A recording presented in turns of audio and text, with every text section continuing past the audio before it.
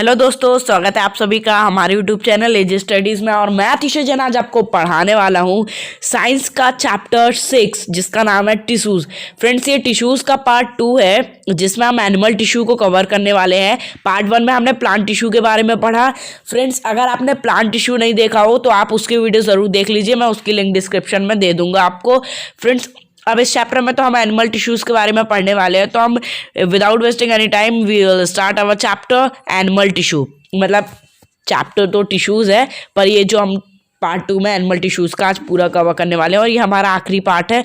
उसके बाद आप कमेंट्स में लिखिए, अगर आपको क्वेश्चन आंसर्स चाहिए तो मैं वो भी आपको प्रोवाइड कर दूंगा। तो फ्रेंड्स, चलिए हम एनिमल टिश्यूज़ को अब अपने चालू कर लेते हैं, ठीक है। तो friends, our topic is animal tissues. अब friends, animal tissues have 4 types of tissues. जैसे प्लांट टिश्यूज़ के पास 2 प्रकार के थे ना, ठीक है। तो animal tissues have 4 types of tissues: epithelium tissue, connective tissue, muscular tissue, nervous tissue. Friends, एक बार आप नाम याद कर लीजिए, epithelium, connective, muscular, nervous. Nervous cells को आप नर्व सेल्स को आप पढ़ चुके हैं, ठीक है। फिर भी इस चैप्टर में हम पढ़ेंगे, दोबारा पढ़ेंगे। तो अब हमारा टॉपिक आ जाता है friends epithelium tissue, epithelial tissue, ठीक है। तो फ्रेंड्स, चलिए अब चालू करते हैं अपना epithelium tissue. Our topic is epithelium tissue. चलिए तो फ्रेंड्स, हम इसकी डेफिनेशन देख लेते हैं एपिथेलियम टिश्यू की। It consist of single layer of cells, blood vessels are absent, it covers all the organs like skin, lining of mouth, lining of blood vessels, kidney tubules etcetera are made up of these tissues. Friends, ये single cell layer से बने हुए होते हैं जिनमें blood vessels absent होती है friends, ठीक है। और ये कवर करते हैं बहुत सारे ऑर्गन्स को, जैसे कि स्किन, माउथ और ब्लड वेसल्स और किडनी जैसे बहुत सारे ये ऑर्गन्स को कवर करते हैं, ठीक है। और ये बने हुए होते हैं किससे? टिश्यूज से, ठीक है। Are made up of these tissues.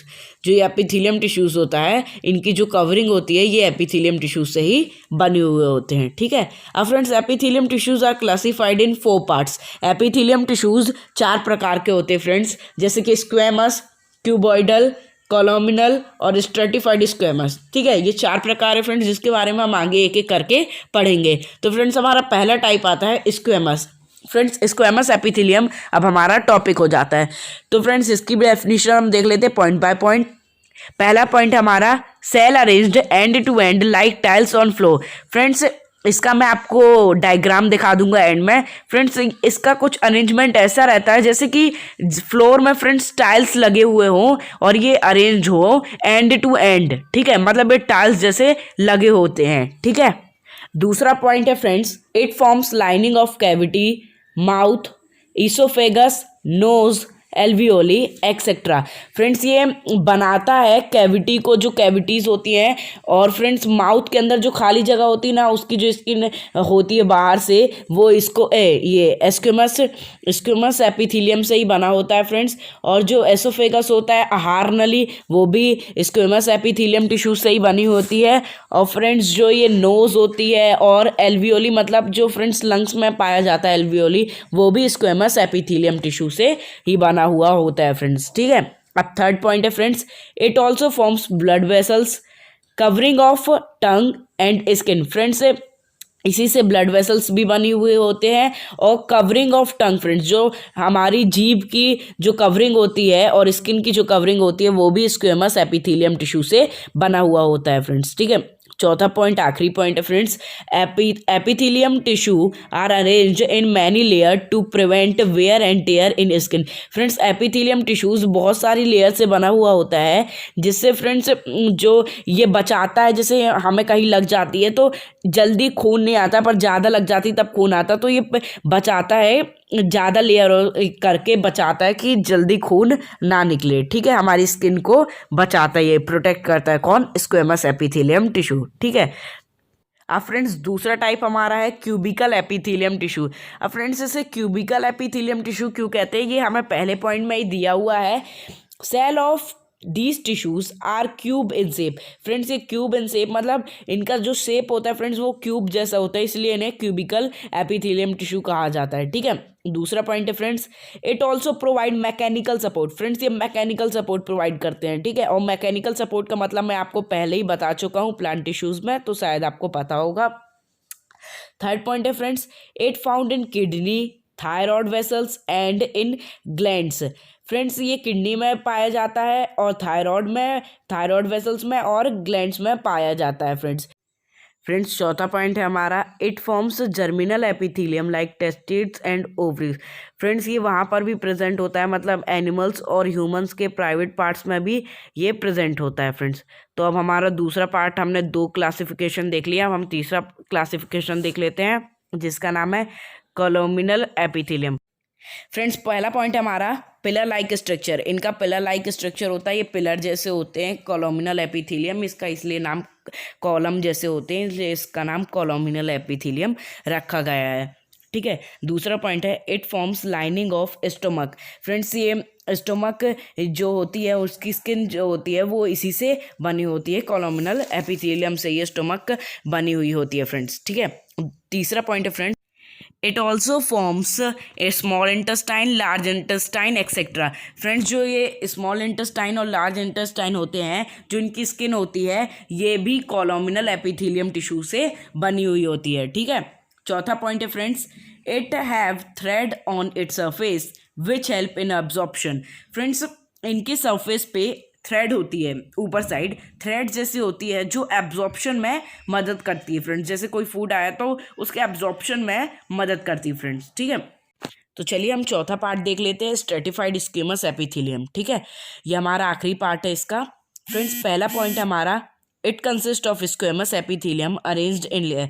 Friends इसमें क्या रहता है, इसके जो टिश्यूज़ रहते हैं वो बहुत उलझे हुए होते हैं, अरेंज्ड रहते हैं, जिसमें ये उलझे हुए टिश्यूज़ हो उसी को हम स्क्वेमस एपिथेलियम टिश्यूज़ कहते हैं। फ्रेंड्स ठीक है, स्ट्रेटिफाइड स्क्वेमस एपिथेलियम, इस पर याद रखिएगा, थोड़ा कन्फ्यूजन हो जाता है कभी कभी, स्ट्रेटिफाइड स्क्वेमस एपिथेलियम कहते हैं। ठीक है, क्योंकि हमने एक स्क्वेमस एपिथेलियम भी पढ़ा है आगे, ये पर स्ट्रेटिफाइड स्क्वेमस एपिथेलियम है। इसमें बस क्या रहता है, सेल्स जो होते हैं वो उलझे हुए रहते हैं। ठीक है, दूसरा पॉइंट है friends, present in uterine, oesophagus etcetera. Friends ये यूट्राइन और ईसोफेगस में प्रेजेंट होता है। ठीक है, अब फ्रेंड्स हम एनिमल टिश्यू का दूसरा टाइप पढ़ेंगे, कनेक्टिव टिश्यू। पहला टाइप हमने एपिथेलियम टिश्यू पढ़ लिया है, अब दूसरे टाइप की बारी आई connective tissue. Friends totally 4 types हैं, हम धीरे धीरे करके पढ़ लेंगे। तो अब हम कनेक्टिव टिश्यू पढ़ लेते हैं, उसकी डेफिनेशन देख लेते हैं। The cell of the connective tissue are widely space. The basic function is to provide support and connect different organs. ठीक है, तो फ्रेंड्स इसकी डेफिनेशन में ये दिया गया है कि जो कनेक्टिव टिश्यूज़ होते हैं इनमें बहुत सारे स्पेस होता है। फ्रेंड्स बहुत ज़्यादा स्पेस होता है और इनका बेसिक जो फंक्शन होता है वो यही होता है, प्रोवाइड सपोर्ट प्रोवाइड करना। ठीक है, एंड कनेक्ट्स डिफरेंट ऑर्गन्स, और डिफरेंट ऑर्गन्स मतलब दूसरे ऑर्गन्स को कनेक्ट करना। ठीक है, तो फ्रेंड्स मैं आपको फिर बता देता हूँ, इनमें बहुत ज़्यादा स्पेस होता है और इनका फंक्शन होता है सपोर्ट प्रोवाइड करना और कनेक्ट करना दूसरे ऑर्गन्स को। ठीक है, अब फ्रेंड्स हम देख लेते हैं types of connective tissue. Connective tissue कितने प्रकार के होते हैं, तो 4 प्रकार के होते हैं, एरियोलर, एडिपोस, स्केलेटल और फ्लूइड। ठीक है, एरियोलर, एडिपोस, स्केलेटल और फ्लूइड। अब हम एक एक करके देख लेते हैं। तो पहला एरियोलर की डेफिनेशन देख लेते हैं हम friends. This tissue fills spaces inside organs and found between the skin and muscles, around blood vessels, nerve and in the bone marrow.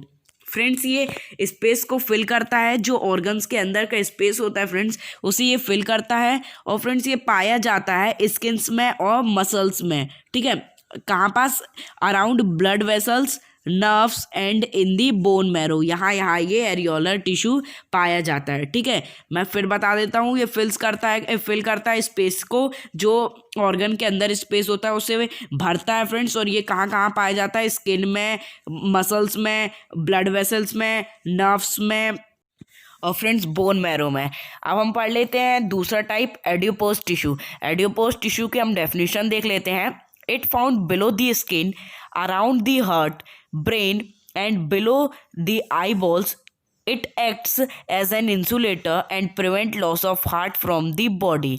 तो फ्रेंड्स, ये जो होता है ये हमारी स्किन में पाया जाता है, बिलो दी स्किन, और हार्ट के चारों ओर पाया जाता है, ब्रेन के चारों ओर पाया जाता है। और फ्रेंड्स, जो हमारी आई बॉल्स होती हैं, जो आंखें होती हैं, ये अंदर से बहुत बड़ी होती है, तो उसके नीचे भी ये पाया जाता है। कौन? Adipose tissue. ठीक है। अब फ्रेंड्स, ये इंसुलेटर की तरह काम करता है। इंसुलेटर की तरह मतलब जैसे हमें मतलब ये सर्दियों में, ठंडियों में मतलब हमें कंबल की ज़रूरत पड़ती है अपने शरीर को गर्म रखने के लिए, क्योंकि हमें बहुत ठंडी लगती है। ठीक है, वैसे ही हमारी बॉडी को ये गर्म रखता है फ्रेंड्स, हमारे हार्ट को ये गर्म रखता है। इसी कारण हमारी बॉडी गर्म रहती है, और जो हार्ट हमारा गर्म होता है इसी कारण होता है। किसके कारण? एडिपोज टिश्यू के कारण। ठीक है, तो ये बहुत ज़रूरी है हमारे लिए। अब फ्रेंड्स, हमारा थर्ड टाइप है स्केलेटल टिश्यू। Skeletal tissue. ठीक है, तो फ्रेंड्स, स्केलेटल टिश्यू की हम डेफिनेशन देख लेते हैं। Skeletal tissue is made up of bone, ligament, tendons और कार्टिलेज। फ्रेंड्स, ये चार चीज़ों से बना होता है। कौन? स्केलेटल टिश्यू, जो क्या क्या? बोन, लिगामेंट्स, टेंडन्स और कार्टिलेज। ठीक है, तो फ्रेंड्स, इन चारों को हम एक एक करके पढ़ लेते हैं। पहला, bone. It forms the framework that supports the body. It is non-flexible, made up of calcium and phosphorus compounds. मतलब फ्रेंड्स, ये है हमारा फ्रेमवर्क, मतलब ये हमारी बॉडी को सपोर्ट करता है एक फ्रेमवर्क जैसे। और फ्रेंड्स, ये नॉन फ्लेक्सिबल होता है, ये बिल्कुल भी मोड़ नहीं सकता है, और ये कैल्शियम और फॉस्फोरस से बना हुआ होता है। ठीक है। अब दूसरा टाइप है लिगामेंट। लिगामेंट मीन्स फ्रेंड्स, इसकी डेफिनेशन क्या है? Two bone connected to each other by ligament, this is very elastic. Friends, दो जो जैसे हमारी हड्डी इतनी सारी हड्डी, 206 हड्डी हमारी बॉडी में, तो फ्रेंड्स ये एक दूसरे से जुड़ी है। तो किस चीज़ से जुड़ी है? जैसे हम दो पेज को अगर जोड़ना चाहें तो हम फेविकॉल से जोड़ देते हैं। तो ये कैसे जुड़ी है?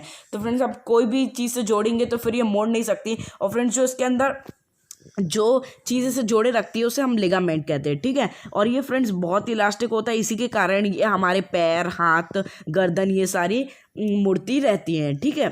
अब फ्रेंड्स, तीसरा देख लेते हैं हम टेंडन्स। टेंडन्स क्या होता है? इसकी डेफिनेशन देख लेते हैं। It connect muscles to bone.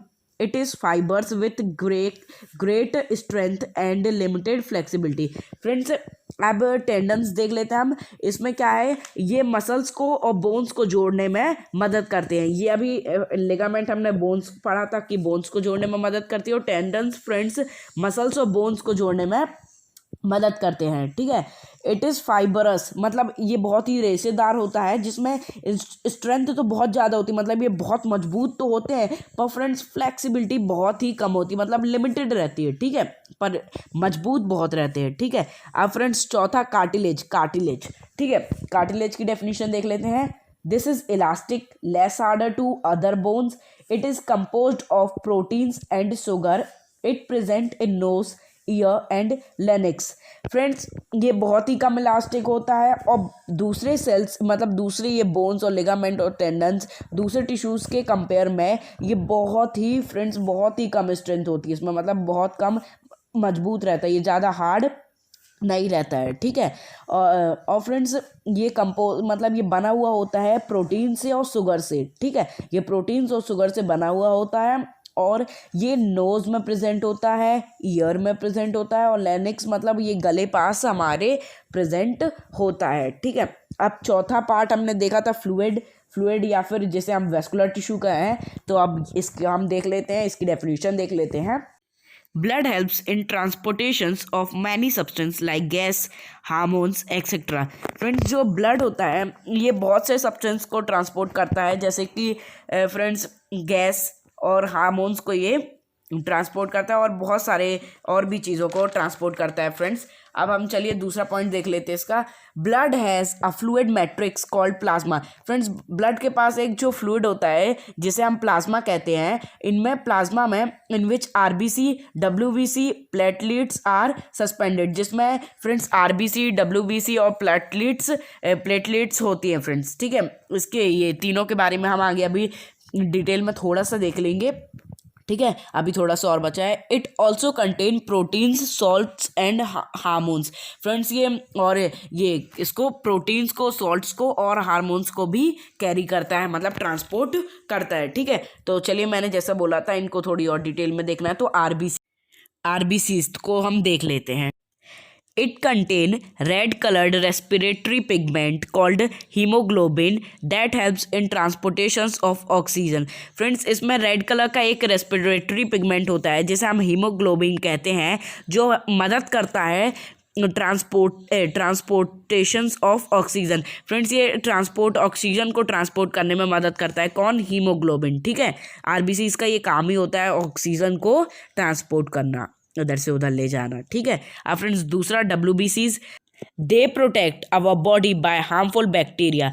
Friends, ये प्रोटेक्ट करती है हमारी बॉडी को हार्मफुल बैक्टीरिया से। जैसे कोई हमारी बॉडी में हार्मफुल बैक्टीरिया एंटर कर गया तो ये उसे ख़त्म कर देगी। ठीक है, मार डालेगी उसे। तो ये टोटली हमें प्रोटेक्ट करती है हार्मफुल बैक्टीरिया से। तीसरा फ्रेंड्स, प्लेटलेट्स। चलिए हम इसे देख लेते हैं। छोटी सी डेफिनेशन है। It involved in clotting of blood. Friends, जैसे आपने देखा होगा, आपको कहीं कट वट गया हो तो वहाँ से खून निकलने लगता हो, थोड़ी देर में वो जम सा जाता है फ्रेंड्स। ठीक है, उसके बाद वो ठीक हो जाता है। तो प्लेटलेट्स इसी में वर्क करती है फ्रेंड्स, और ये हमारे जो खून का थक्का बना देती है, इसे जमा देती है फ्रेंड्स। तो ये फिर हमारा ब्लड निकलना बंद हो जाता है। ठीक है, अब फ्रेंड्स हमारा थर्ड टाइप है मस्कुलर टिश्यू। चलिए, तो हम मस्कुलर टिश्यू की डेफिनेशन देख लेते हैं, उसके बाद हम इसके टाइप्स देख लेंगे। Muscular tissue, movements happens in our body by the help of muscular tissue. They are capable of contraction and relaxation.